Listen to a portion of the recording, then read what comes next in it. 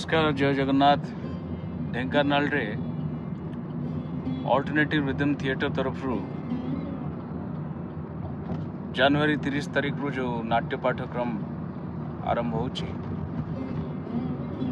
एटा गोटे बहुत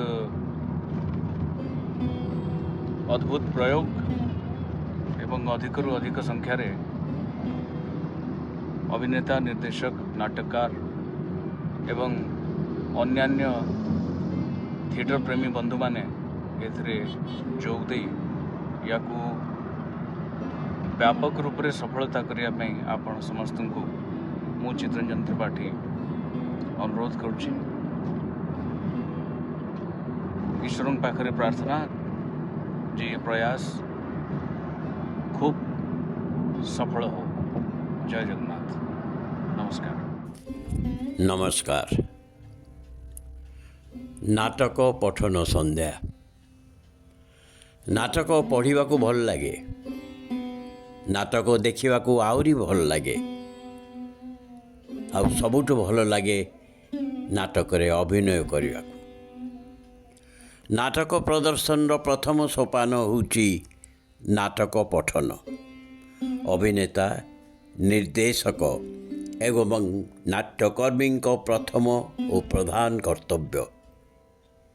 जेते थर नाटक पढ़ी तार मर्म और गुरुत्व बुझिबार दायित्व सबू मंचकर्मींकर। अल्टरनेटिव रिदम थिएटर ढेंकानाल द्वारा यह केवल महत्वपूर्ण नुहे, गुरुत्वपूर्ण। मोर विश्वास यही प्रयास आगामी नाट्यकर्मी को प्रेरणा जोगेब एवं सफलता आनीदेव। नमस्कार।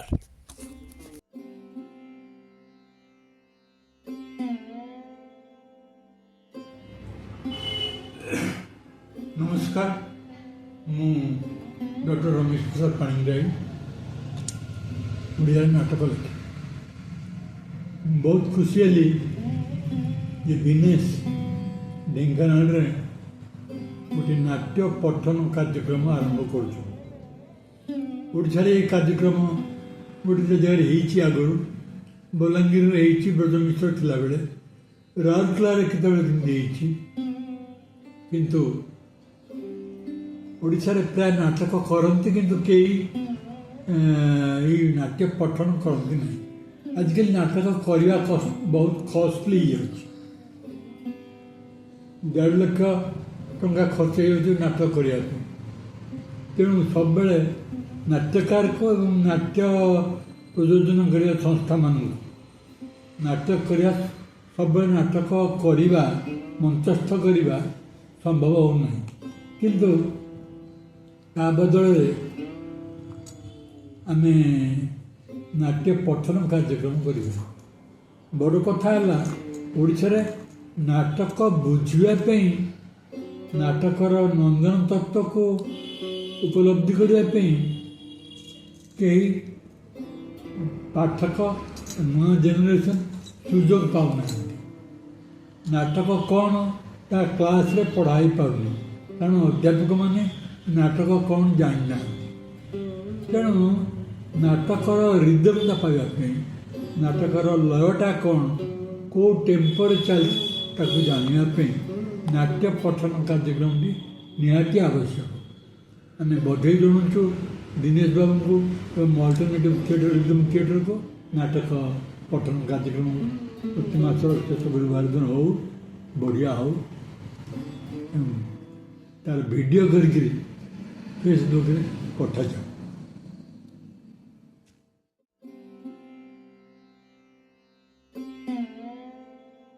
नमस्कार। जय जगन्नाथ। जितेबले जातीय एकता और संहति विपन्न हुए पथभ्रष्ट मनीष मान दिग्दर्शन देवाई केतेक जुगपुरुष आविर्भाव होता। जुगपुरुष कहले मु गांधी, जीशु किंबा मोहम्मद कथा कहूनी। मो दृष्टि रे जुगपुरुष मान हेले जड़े जड़े महान कलाकार। से माने अशिक्षित हो पारती, से माने बुभुक्ष हो पारती, हेले से माने ही जीवन दर्शन कौन जानते। प्रभु श्रीकृष्णଙ୍କ ପରି ସେମାନେ ବିଭିନ୍ନ ଭୂମିକାରେ ଅବତୀର୍ଣ୍ଣ ହୋଇ ଅଭିନୟ କରି ପଥଭ୍ରଷ୍ଟ ମଣିଷମାନଙ୍କୁ ନୂତନ ପଥର ସନ୍ଧାନ ଦେଇଥାନ୍ତି। ଓଡ଼ିଶାର ଶୌଖିନ ନାଟ୍ୟ ଆନ୍ଦୋଳନ ଆଜି ପଥଭ୍ରଷ୍ଟ। ସଂସ୍କୃତି ବିଭାଗ ଓ ବିଭିନ୍ନ ଅନୁଷ୍ଠାନର ସହଯୋଗ କ୍ରମେ ବର୍ଷରେ ଶତାଧିକ ନାଟକ ପରିବେଷଣ ହେଉଛି ରବୀନ୍ଦ୍ର ମଣ୍ଡପ ଭଞ୍ଜ ମଣ୍ଡପରେ। ସେହି ଅନୁରୂପରେ ନାଟ୍ୟକାରମାନଙ୍କ ସଂଖ୍ୟା ମଧ୍ୟ ଯଥେଷ୍ଟ ବଢ଼ିଯାଇଛି। ରାଜ୍ୟର ବିଭିନ୍ନ ପ୍ରାନ୍ତରୁ ନାଟ୍ୟ ଦଳମାନେ ଆସି ନାଟକ ପରିବେଷଣ କରୁଛନ୍ତି, ହେଲେ ଦର୍ଶକ କାହାନ୍ତି? ନାଟ୍ୟ ଦଳମାନେ ବିକଳରେ ଅନୁରୋଧ କରୁଛନ୍ତି ଦର୍ଶକମାନଙ୍କୁ, ଆସନ୍ତୁ ନାଟକ ଦେଖନ୍ତୁ, ନାଟକକୁ ବଞ୍ଚାନ୍ତୁ। ମଣିଷ ନିଜର ଭୁଲ ନିଜେ ଜାଣିପାରେନି। ବର୍ତ୍ତମାନ ସମୟ ଆସିଛି ଆତ୍ମବିଶ୍ଳେଷଣର। ନାଟକ ହେଉଛି ଏକ ସାମୂହିକ କଳା। ନାଟ୍ୟକାର, ନିର୍ଦ୍ଦେଶକ, ସଙ୍ଗୀତଜ୍ଞଙ୍କ ଠାରୁ ଆରମ୍ଭ କରି ସମସ୍ତ ନାଟ୍ୟକର୍ମୀ ନିଜ ନିଜର ଭୁଲକୁ ଅବଶ୍ୟ ଖୋଜିବାକୁ ପଡ଼ିବ। ଖୁବ୍ ଖୁସିର କଥା, ଏହି କ୍ଷେତ୍ରରେ ପ୍ରଥମ ପଦକ୍ଷେପ ନେଇଛନ୍ତି ଢେଙ୍କାନାଳ ଅଲ୍ଟରନେଟିଭ୍ ରିଦିମ୍ ଥିଏଟରର ମୁଖ୍ୟ ଦିନେଶ ଦାସ। ଏକାଧାରରେ ସେ ଜଣେ ନାଟ୍ୟକାର, ନିର୍ଦ୍ଦେଶକ, ସଙ୍ଗୀତଜ୍ଞ, ମଞ୍ଚକର୍ମୀ ଓ ଉଚ୍ଚ କୋଟିର କଳାକାର। ନିଜର ତ୍ରୁଟି ସଜାଡ଼ିବା ପାଇଁ ତାଙ୍କର ଏହି ଅଭିନବ ପରିକଳ୍ପନା ନାଟକ ପଠନ ସନ୍ଧ୍ୟା। ନାଟକ ପ୍ରଯୋଜନା କ୍ଷେତ୍ରରେ ନାଟକ ପଠନର ଆବଶ୍ୟକତା ଖୁବ୍ ଗୁରୁତ୍ୱପୂର୍ଣ୍ଣ ବହନ କରେ। ମୋର ବିଶ୍ୱାସ, ଓଡ଼ିଆ ନାଟ୍ୟ ଆନ୍ଦୋଳନ ସହିତ ଜଡ଼ିତ ପ୍ରତ୍ୟେକ ନାଟ୍ୟକର୍ମୀ ଏଥିରେ ଯୋଗଦାନ କରି ଓଡ଼ିଆ ନାଟକକୁ ନୂତନ ଆଲୋକର ସନ୍ଧାନ ଦେବେ। ଧନ୍ୟବାଦ, ନମସ୍କାର।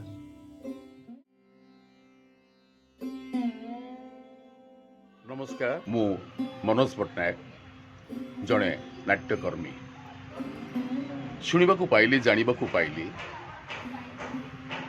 ଦିନେଶ ଦାସ ଢେଙ୍କାନାଳ, ତାଙ୍କର ଯେଉଁ ନାଟ୍ୟ ସଂସ୍ଥା ଅଛି ଅଲ୍ଟରନେଟିଭ୍ ରିଦିମ୍ ଥିଏଟର, ତାରି ମାଧ୍ୟମରେ ସେ ଗୋଟେ ବହୁତ ବଡ଼ କାର୍ଯ୍ୟକ୍ରମ କରିବାକୁ ଯାଉଛି। ନାଟକରେ ପଠନ କାର୍ଯ୍ୟକ୍ରମ, ଯାହାକୁ ଆମେ ସ୍ପିଚ୍ କହୁଛେ, ବାଚିକ ଅଭିନୟ କହୁଛେ, ସେ 30/1/2025 ତାରିଖ ଦିନ ଏହାକୁ ଶୁଭାରମ୍ଭ କରିବେ। ଆଉ ପ୍ରତ୍ୟେକ ମାସର ଶେଷ ଗୁରୁବାର ସନ୍ଧ୍ୟା 7:15ରେ ସେ ନାଟକ ପଠନ କାର୍ଯ୍ୟକ୍ରମ ସେ କରିବେ ଏବଂ ଆପଣମାନେ ତାକୁ ଦେଖିପାରିବେ, ଶୁଣିପାରିବେ। ମୁଁ ବହୁତ ଖୁସି, ବହୁତ ଆନନ୍ଦିତ ଯେ ଦିନେଶ ଏଇଭଳି ଏକ ପଦକ୍ଷେପ ନେଇଛି। କଥା ହେଉଛି, ଆମର ଅଭିନୟକୁ ଆଙ୍ଗିକ, ବାଚିକ, ସାତ୍ତ୍ୱିକ, ଆହାର୍ଯ୍ୟ ଚାରି ଭାଗରେ ସାଧାରଣତଃ ବ୍ୟବହାର କରାଯାଏ ବା ବିଭକ୍ତ କରାଯାଏ। ଏ ବାଚିକ ବିଭାଗଟିକୁ ସେ ଚୟନ କରିଛି, ଯାହା ଆମେ ଡାଇଲଗ୍କୁ କହୁଛେ। ଡାଇଲଗ୍ର ଯେଉଁ modulation, pause, long pause, stress, roundness, ଯାହା ଯାହା ସବୁ ଅଛି ଥିଓରି, ତାକୁ ଆଲୋଚନାକୁ ନେବା। ଗୋଟିଏ ସଂଳାପକୁ ଆମେ ବିଭିନ୍ନ ଭାବରେ କହିପାରିବା ଏବଂ କାହିଁକି କହିବା, କେମିତି କହିବା, କ'ଣ ପାଇଁ କହିବା, ଏହାର ବହୁତ ଆବଶ୍ୟକତା ଅଛି। ଯେଉଁ କହୁଛେ ଆମେ ନୋଟେସନ୍, ଅନେକ ସମୟରେ କ'ଣ ହୁଏ ନା ସାଇଲେନ୍ସ ବି ବ୍ୟବହାର କରାଯାଏ ଡାୟଲଗ୍ ମଝିରେ। ଯେମିତି ଶବ୍ଦ ବା ସଂଳାପ ଗୋଟିଏ ଅର୍ଥକୁ ବା ଦୁଇଟି ଅର୍ଥକୁ ବୁଝାଏ, ନୀରବତା ଅନେକ ଅର୍ଥକୁ ବୁଝାଏ। ସେମିତି ଆମର କେଉଁ ସେଣ୍ଟେନ୍ସ ପରେ, କେଉଁ ୱାର୍ଡ ପରେ କେତେ ଆମେ ପଜ୍ ନେବା, କେତେ ଆମେ ଗ୍ୟାପ୍ ଦେବା ଏବଂ ସେ ଡାଇଲଗ୍କୁ ଆମେ କେଉଁ ଭଳି ଭାବରେ ବ୍ୟବହାର କରିକି ଏମିତି ଭାବରେ କହିବା ଯେ ଲୋକମାନଙ୍କ ପାଖରେ ପହଞ୍ଚିବ, ଲୋକମାନେ ଖୁସି ହେବେ, ଜାଣିବେ, ଆନନ୍ଦିତ ହେବେ ଏବଂ ତାକୁ ଅନୁଭବ କରିପାରିବେ। ତେଣୁ ଆପଣମାନଙ୍କୁ ମୋର ଅନୁରୋଧ, ଯେଉଁମାନେ ମୋତେ ଦେଖିପାରୁଛନ୍ତି, ଶୁଣିପାରୁଛନ୍ତି, ସମସ୍ତଙ୍କୁ ଆପଣମାନେ ଏ କାର୍ଯ୍ୟକ୍ରମ ଯେତେବେଳେ ଆରମ୍ଭ ହେବ ଆମମାନଙ୍କ ସାଙ୍ଗରେ ରୁହନ୍ତୁ, ଏ କାର୍ଯ୍ୟକ୍ରମର ଭିଡ଼ିଓ ଦେଖନ୍ତୁ, ଏ କାର୍ଯ୍ୟକ୍ରମରେ ଡିସ୍କସନ୍ ଯାହା ହେବ ତାକୁ ଆପଣ ଶୁଣନ୍ତୁ, ଅଙ୍ଗେ ଲିଭାନ୍ତୁ। ମୁଁ ଭାବୁଛି ଏହା ନିଶ୍ଚିତ अभिनय क्षेत्र में समस्त काम लगे रोचे नमस्कार। नमस्कार मु सत्यव्रत राउत आम ओडिशार ढेंकानाल स्थित alternative rhythm theatre every month last week Thursday रे आज गोटे बढ़िया प्रोग्राम स्टार्ट करिछि which is called drama reading evening रे आरंभ हम मु आशा करुछि आम ओडिशार जो लोक माने सेठी जाइकी अटेंड करि परिबे भल हम कारण ये गोटे नुआ रकम जिन देखिपर कारण new place they are going to read नुआ नाटक पढ़े नुआ नाटक शुणा चर्चा करवा विचार विमर्श करवा से अच्छा यहाँ गोटे फास्ट टाइम आम ओडिशार आरंभ होची एटा गोटे बहुत बड़ कथा से ऑर्गेनाइजर मान को धन्यवाद दूसरी पर्टिकुलरली दिनेश जी कि यार ये ऑर्गेनाइजेशन मुख्य प्रवक्ता से प्रोग्राम टाक आरंभ कर से बहुत बहुत धन्यवाद ये मु आशा करुँच आम ओडिशार बहुत organisation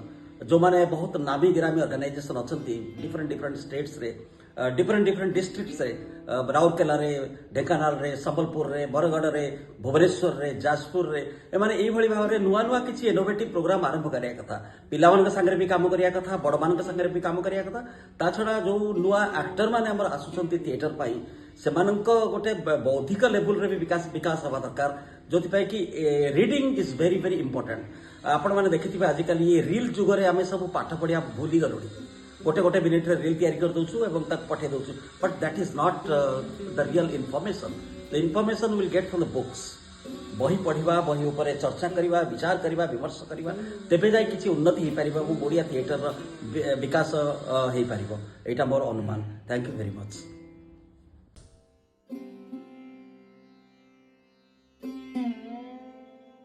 Dhenkanal alternative rhythm theatre तरफ यही मासरू एक कार्यक्रम आरंभ होची जार ना नाटक पठन संध्या आमे जानिबारे नाटक बही पढ़ू आमे एवं नाटक मंचरे देखू एथिपाई ताकू द्वैत काव्य बोली कहा जाए एक नूतन कार्यक्रम मंचरे नाटक पढ़ा हेबो एवं दर्शक शुणिबे श्रोता शुणिबे यह एक नूतन कार्यक्रम यह शुणिबा जो प्रक्रिया रे जो श्रोता माने थिबे जो दर्शक माने थिबे से माने ताको इमेजिनेशन रे ताको कल्पना रे गोटे नाटकर विषय वस्तु को अनुभव करि पारिबे तार अभिनय को तार संलाप को से माने मने मने इमाजिन करिपारिबे यह गोटे भल कथा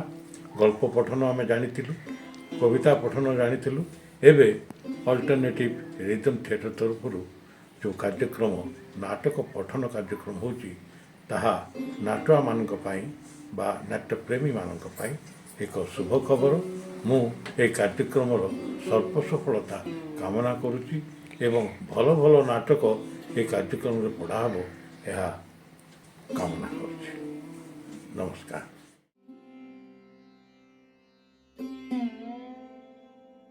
नमस्कार अल्टरनेटिव रिदम थिएटर ढेंकानाल आसंता 30 तारीख गुरुवार संध्या 7:15 रे आरंभ करने को जाउची एक विशेष कार्यक्रम नाटक पठन संध्या यह निश्चित रूपे एक स्वागतयोग्य पदक्षेप नाटक एक दृश्य काव्य दृश्यत्व सहित श्राव्यत्व तार एक विशेष दिग तेणु या द्वारा नाटक पठन प्रक्रिया माध्यम कलाकार एकाग्रता वृद्धि पाइब ता सहित शब्द उच्चारणगत त्रुटि थिले ताहा सुधुरी जीव मनरे दंभ आसीबो या संग को श्रोता मानकर नाटक प्रति आकर्षण बढ़िबो तेणु एभली एक नियारा कार्यक्रम पाई अल्टरनेटिव रिदम थिएटर समस्त सदस्य मानकु मु धन्यवाद जनाऊँगी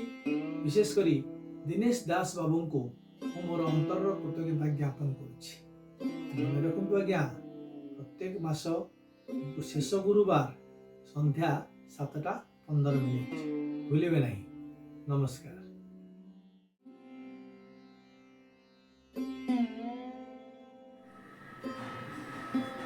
नमस्कार जय गुरु शुभ संध्या अल्टरनेटिव रिदम थिएटर ढेंकानाल तरफरु एही मास शेष गुरुवार 30 तारिख ठारू प्रति मासर शेष गुरुवार रे नाटक पठन कार्यक्रम आरंभ करने को जाउची। समय संध्या 7:15 अल्टरनेटिव रिदम थिएटर कोरोना कालरू बेस नूतन पदक्षेप सब नहीं आसी नाटक को नहीं तेणु तार यही नूतन कार्यक्रम नाटक पठन कार्यक्रम दीर्घजीवी हो एवं ताकू मु आंतरिकतार सहित स्वागत करुछि। धन्यवाद। जय गुरु जय जगन्नाथ।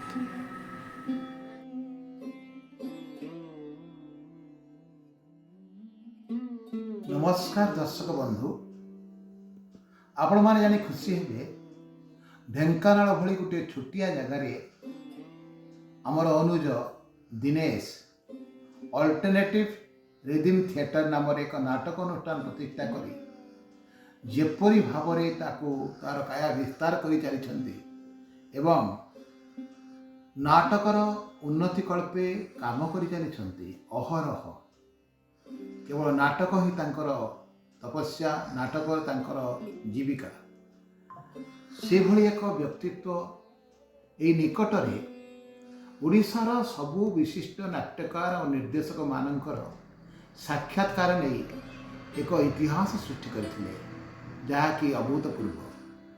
एबे मु जानिया को पाइली प्रति मासर शेष गुरुवार रे संध्या 7:15 समय रे नाटक पठन संध्या आरंभ करने को जाउछंती। एई मास गुरुवार दिन अर्थात 30 तारिख दिन ठू सेटा आरंभ हो। बंधुगण नाटक पर हम समस्त काम करुचे एक अभूतपूर्व ढंग रे नाटकर प्रसार करवा हेउछि समस्तंकर उद्देश्य। ए दुष्ट क्षेत्र रे आमर दिनेश जेभली भाव में कार्य कर चली आम समस्ते सहयोग करने उचित। आसतु नाटक पठन संध्यारे आमे जोग देवा। मन रखंतु आसंता गुरुवार 30 तारिख संध्या 7:15 नाटक पठन संध्या आरंभ हो। मु ईश्वर ठारे प्रार्थना करी यही कार्यक्रम दीर्घ दिन धरी चालू एवं दिनेश को ईश्वर आशीर्वाद करुथांतु। धन्यवाद।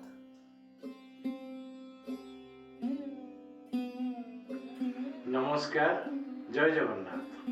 आज ढेंकानाल रिदम थिएटर तरफ जो नाट्य पठन कार्यक्रम आरंभ हो जाउछि से कार्यक्रम प्रति मोर शुभेच्छा एवं तार प्रवक्ता दिनेश प्रति दिनेश कुमार अनेक अनेक अभिनंदन।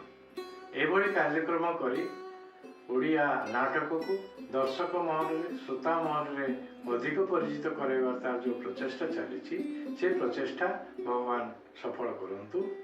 एई शुभेच्छा एवं सदिच्छा जणाई मु रहुछि। धन्यवाद।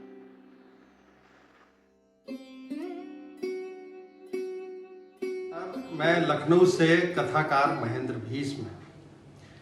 हमारे भारतवर्ष के और उड़ीसा के वरिष्ठ रंगकर्मी दिनेश दास जी एक बहुत अच्छा आयोजन प्रत्येक माह के अंतिम बृहस्पतिवार को करने जा रहे हैं और 30 जनवरी को उनका यह पहला कार्यक्रम प्रारंभ हो रहा है। मेरी हार्दिक शुभकामनाएं हैं अल्टरनेटिव रिदम थिएटर को, जिसने ये अनूठा कार्यक्रम सोचा और उसको कार्यान्वित करने के लिए तत्पर हैं। मेरी बहुत शुभकामनाएं हैं। मैं भी नाट्य लेखन से जुड़ा हूँ और दिनेश दास जी का मैंने कार्य देखा है। वो हमारे देश के ही नहीं बल्कि अंतर्राष्ट्रीय स्तर पे अपना नाम उज्जवल करें, ओडिशा जैसी पुण्य भूमि का नाम उज्जवल करें और नाट्य धर्मता से जो उनके कर्तव्य हैं, जो उनके संगी साथी हैं, जो उनकी पूरी टीम है, उनको मैं बहुत साधुवाद देता हूँ। जय हिंद, जय भारत। नमस्कार।